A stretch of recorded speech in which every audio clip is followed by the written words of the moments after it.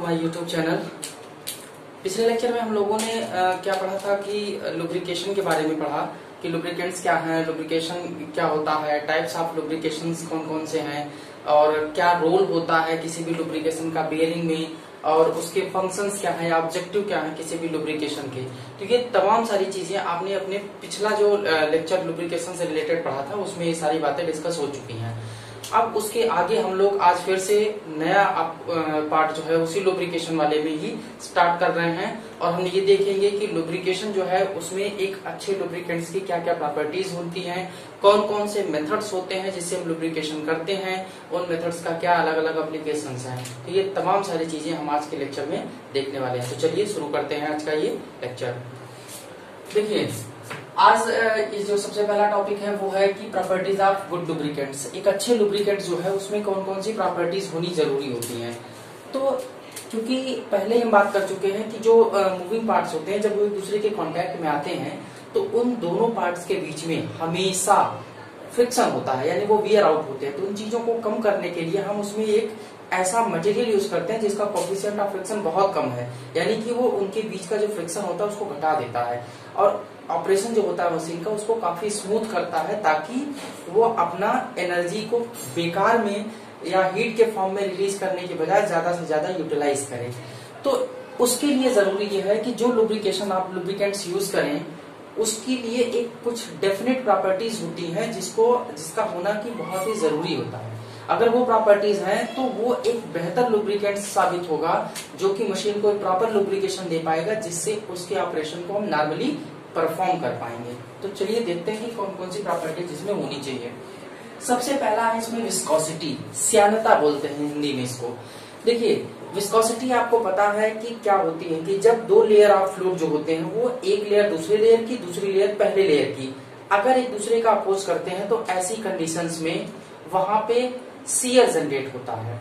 ठीक है, यानी एक फ्रिक्शनल रेजिस्टेंस आता है उन दोनों लेयर के बीच में जिसकी वजह से शियर जनरेट होता है और यही जो प्रॉपर्टी होती है फ्लूइड की वो होती है विस्कोसिटी। एक्चुअल में क्या होता है कि हाई टेम्परेचर और प्रेशर पे जो ये फ्लूइड होते हैं वो इसकी जो शियर वाली कंडीशन होती है उसको अपोज करते हैं। जैसे मान लीजिए अगर एक लेयर ये है दूसरी लेयर ये है तो ऊपर वाली लेयर नीचे वाली लेयर का अपोज करती है और नीचे वाली लेयर ऊपर वाली लेयर का अपोज करती है जिसकी वजह से इनके बीच में क्या होता है, फ्रिक्शन होता है। ठीक है, तो इसी फ्रिक्शन की वजह से आपको पता है कि स्ट्रेसेस जनरेट होती हैं।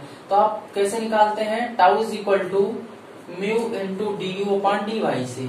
ठीक है, टाउ आपको पता है कि एफ बाई आर ये होता है, यानी एफ आपका जो होता है वो फ्रिक्शनल रेजिस्टेंस ही होता है। ठीक है, यानी फ्रिक्शन फोर्स होता है। तो F by A is equal to mu into D U upon D Y से निकालते हैं आप इसका शियर स्ट्रेस। तो जो शियर स्ट्रेस की प्रॉपर्टी होनी चाहिए वो इस तरह से होनी चाहिए कि इसमें जो है अगर बहुत गाढ़ा लुब्रिकेंट होगा तो उसकी जो विस्कोसिटी होगी वो ज्यादा होगी और अगर कम होगा गाढ़ा तो उसकी जो विस्कोसिटी होगी वो काफी कम होगी। तो टेम्परेचर जब बढ़ता है यानी कि टेम्परेचर को अगर आप इंक्रीज कर रहे हैं तो ऐसी कंडीशन में जो विस्कोसिटी होती है वो डिक्रीज करती है। ठीक है, यहाँ विस्कोसिटी को म्यू से रिप्रेजेंट कर रहे हैं तो विस्कोसिटी जो होती है वो डिक्रीज करेगी। तो ऐसी कंडीशन में जरूरी यह है कि बहुत हाई टेम्परेचर पे उसकी विस्कोसिटी जो होनी चाहिए वो बहुत लो लेवल पे डिक्रीज ना करे। ठीक है, ये तो हो गया विस्कोसिटी। दूसरा है ऑयलीनेस यानी चिकनापन। जब दो पार्ट एक दूसरे के रिलेटिव मोशन करेंगे, कांटेक्ट में होंगे, डायरेक्ट कांटेक्ट में होंगे, उनके बीच में आप लुब्रिकेंट्स मिलाएंगे तो ऐसी कंडीशन में उनके बीच में अगर ऑयलीनेस होगा यानी चिकनापन होगा तो उनका ऑपरेशन बड़ा स्मूथ होगा और आसानी से वो अपने नॉर्मल ऑपरेशन को परफॉर्म कर पाएंगे। तो अच्छा ये होगा कि जो लुब्रिकेंट्स है उसमें ऑयलीनेस की प्रॉपर्टी अच्छी होनी चाहिए। तीसरा है ऑक्सीडेशन यानी ऑक्सीकरण।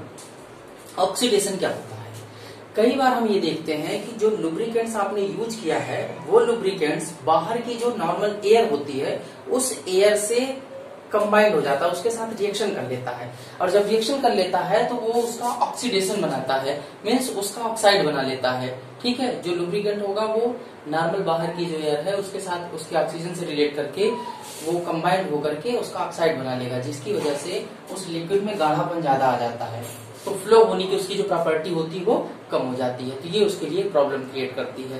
ठीक है, नेक्स्ट है वोलेटिलिटी। वोलेटिलिटी का मतलब है वाष्पशीलता से, यानी ऐसा नहीं कि थोड़ा सा टेम्परेचर मिला, क्योंकि जाहिर सी बात है कि अगर दो पार्ट हैं दोनों मूविंग कंडीशन में एक दूसरे से कांटेक्ट में आएंगे, रगड़ेंगे तो वहाँ फ्रिक्शन होगा, जिसकी वजह से हीट जनरेट होगी, तो जाहिर सी बात है टेम्परेचर आएगा।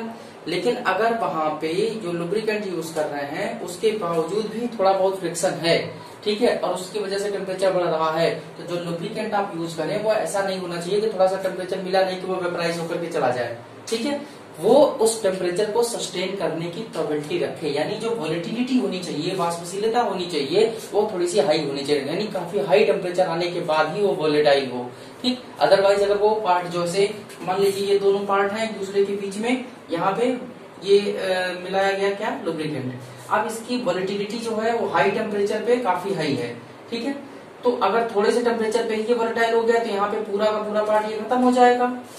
अगर पूरा खत्म हो गया तो ये दोनों एक दूसरे से डायरेक्ट कांटेक्ट में आ जाएंगे, और डायरेक्ट कांटेक्ट में आ जाएंगे तो फ्रिक्शन ज्यादा लगेगा और एनर्जी ज्यादा लॉस करेंगे, पार्ट भी टूटेगा, वेयर आउट होगा, तो इस तरह से ये दिक्कतें आएंगी।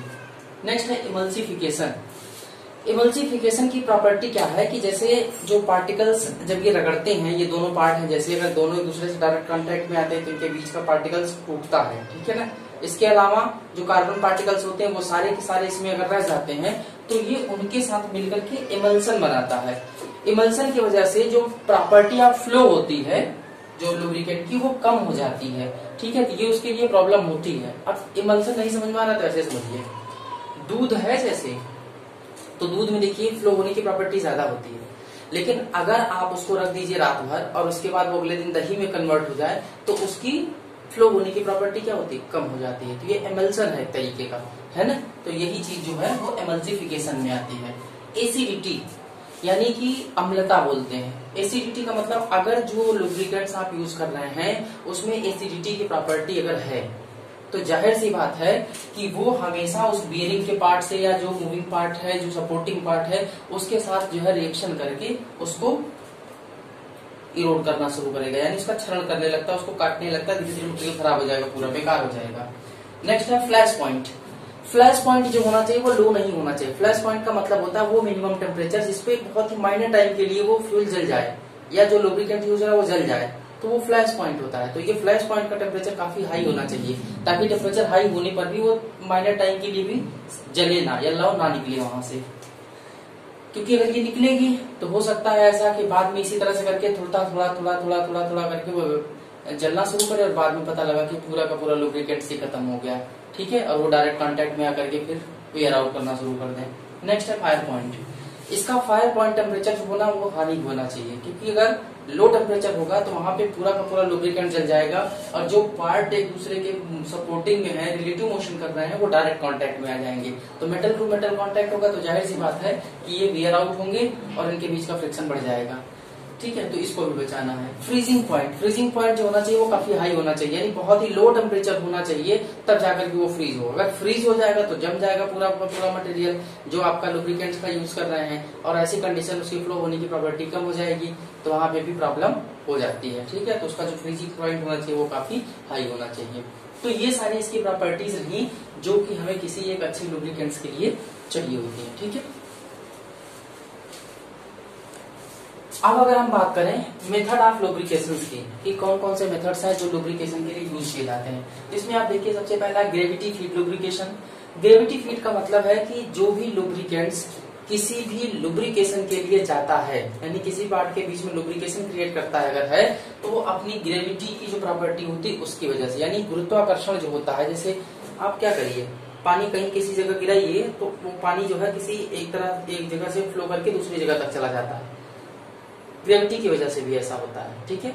या कोई भी चीज छोड़िए तो आप अपनी ग्रेविटी की वजह से दूसरी जगह चली जाती, गिर जाती नीचे, तो ऐसी कंडीशन में भी ये ग्रेविटी की जो प्रॉपर्टी होती है उसकी वजह से ये लुब्रिकेंट जो होता है वो उस पार्ट का लुब्रिकेशन करता है। इसमें आप देखिए हैंड ऑयलिंग है, विग लुब्रिकेशन है और ड्रॉप फीड है, ये तीन है। ये आपका हाथ से जो ऑयलिंग करी जाती है, इसमें जो है बत्ती वाला है जिसमें बत्ती बना करके वो किया जाता है लुब्रिकेशन, और तीसरा ड्रॉप फीड है जब बूंद बूंद करके गिराया जाता है वो वाला है। दूसरा आपका मैकेनिकल लुब्रिकेशन है। मैकेनिकल लुब्रिकेशन में आपके हैं रिंग या चेन लुब्रिकेशन आता है, स्प्लैश लुब्रिकेशन आता है, स्प्लैश एंड ग्रेविटी लुब्रिकेशन आता है, ये तीन इसके कैटेगरीज में आते हैं। And third is the forced lubrication. Forced lubrication में आपका ड्राई सम्प है और वेट सम्प है। तो इन तीनों पार्ट जो आप देख रहे हैं, इन तीनों के कंपैरिजन में अब हम वन बाय वन करके इनका हम स्टडी करने वाले हैं। तो इसमें जो सबसे पहला है ग्रेविटी फीड लुब्रिकेशन। इसके 3 पार्ट है और 3 में से हम सबसे पहला देख रहे हैं hand oil lubrication. Hand oil lubrication का यूज वहां किया जाता है या उन पार्ट्स के लिए किया जाता है जो लो लोड कैरी करते हैं और इसके साथ उनकी स्पीड जो होती है वो काफी स्लो होती है। तो ऐसे पार्ट्स के लिए हम हैंड ऑयलिंग सिस्टम जो है वो यूज करते हैं।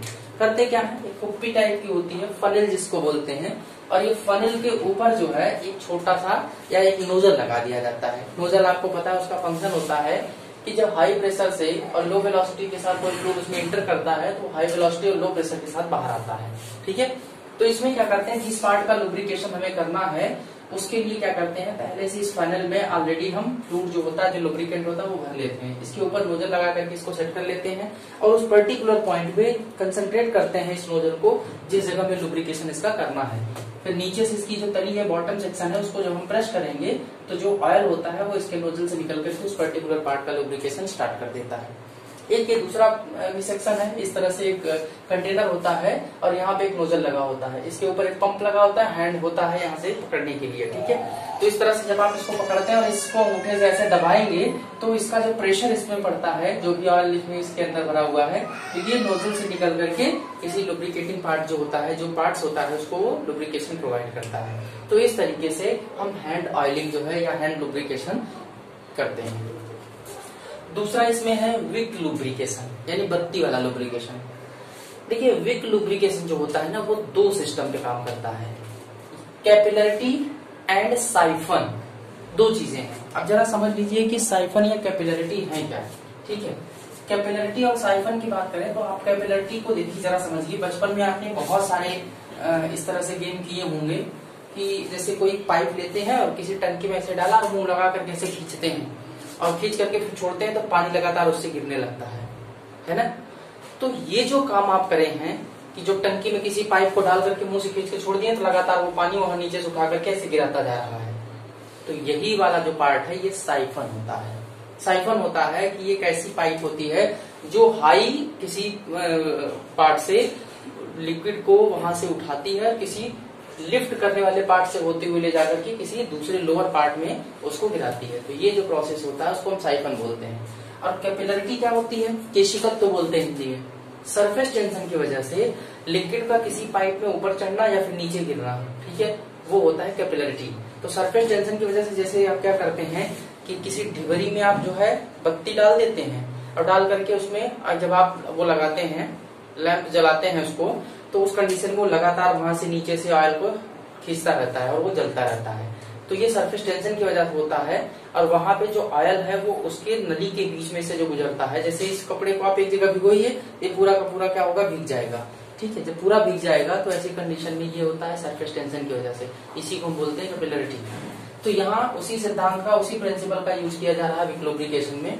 तो करते क्या है, इसमें एक ऑयल कप होता है, ठीक है, और इस ऑयल कप में ऑयल भर दिया जाता है। इसके ऊपर एक कैप लगा देते हैं, ढक्कन जिसको बोलते हैं। अब इस ऑयल कप में थोड़ा सा नीचे वाला पोर्शन आप जो देख रहे हैं, यहाँ पे एक पाइप लगी होती है, इस पाइप में एक पोर्शन कटा हुआ होता है। ठीक, तो जिस पार्ट पे लुब्रिकेशन करना होता है, इस वाले सेक्शन को ले जाकर के उसी पार्ट पे आप इसको सेट कर देते हैं, यानी कस देते हैं। और यहाँ से एक विक होती है, बत्ती होती है, जिसको ऑयल में डुबो दिया जाता है और इसके बाद इसमें इस होल के पॉइंट पे लाकर के इसको रख दिया जाता है। तो यहाँ से कैपिलरिटी एक्शन की वजह से, इस कैपिलरी एक्शन की वजह से ये लगातार ऑयल यहाँ से ड्रा करती रहती है और लगातार ऑयल इसमें आता रहता है। और जिस पार्ट का लुब्रिकेशन करना है उस पार्ट पे वहाँ पे बूंद बूंद गिराता रहता है या लगातार उसमें ऑयल जाता रहता है। कई बार यहाँ पे जो है एडजस्टिंग स्क्रू लगा होता है, जिसके थ्रू हम स्क्रू को कस करके उसका जो पार्ट जो लुब्रिकेंट जा रहा है लुब्रिकेशन करने के लिए, उसको हम कंट्रोल करते हैं। जब पूरा कस देते हैं तो ये पार्ट पूरा यहाँ से बाहर कर लेते हैं, इसको हटा देते हैं, तब यहाँ से लुब्रिकेंट जो आ रहा है वो आना आपका बंद हो जाता है। तो इस तरह से हम जो है विक लुब्रिकेशन को कंप्लीट करते हैं। ठीक है, एक इसका तीसरा पार्ट है वो है ड्रॉप लुब्रिकेशन। वो हम अपने नेक्स्ट वीडियो जो आपका अगला वाला होगा उसमें हम लोग डिस्कस करेंगे, क्योंकि स्पेस नहीं बचा था इस बोर्ड में, तो हम इसलिए उसको बना नहीं पाए। ठीक है, तो चलिए हम अपने नेक्स्ट वीडियो में उसको भी बताएंगे और इसके आगे जो और जो टाइप्स हैं इसके उसको भी एक्सप्लेन करेंगे। तो कमेंट बॉक्स में कमेंट जरूर करिएगा कि आपको ये समझ में आया कि नहीं आया। ठीक है, चलिए मिलते हैं नेक्स्ट वीडियो में। Thank you.